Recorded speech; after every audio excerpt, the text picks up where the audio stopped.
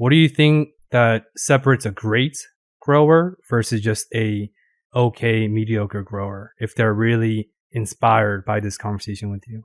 One of the best things that I like to say to people is there's 1,000,001 ways to do the same exact thing in gardening. That's the beauty of it, right? Is trying all these different random things that you could do. That there's so many ideas, and a lot of it's already been done. Like none of it's really new. I mean, people have been doing a lot of this types of farming and regenerative farming, and but we are trying something new, and that's the beauty of it, right? You always can try something new, not just with a technique or a method, but you can try a new variety, or you could try a new vegetable or fruit altogether. You know, there's so much new and curiosity that always keeps your mind flowing in there. Maybe they'll give you a list of reasons, or maybe you could even look this up on the internet, and there'd be a list of reasons. And that's probably what people do all the time, is they'll be like, why did my plant die? Or why did my plant have yellowing leaves? Or why does my plant have spots on it? Or why does my plant do this?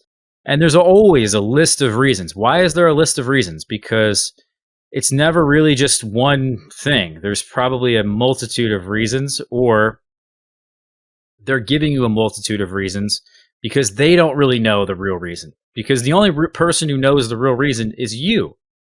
People ask me all the time. They're like, Ross, they message me on Instagram or Facebook. They're like, Ross, what's wrong with my plant? Please help me. I'm desperate.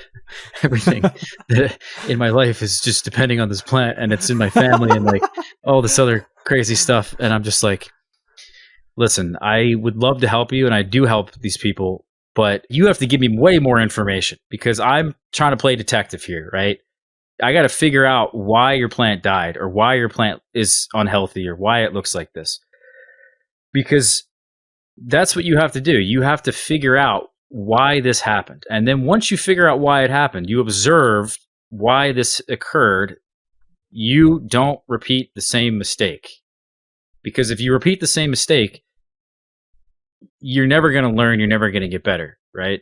So it's a two-part thing. It's observing why it happened and the real reason why it happened. Not observing something that you think is true, but really coming to a good conclusion as to why you thought this actually happened.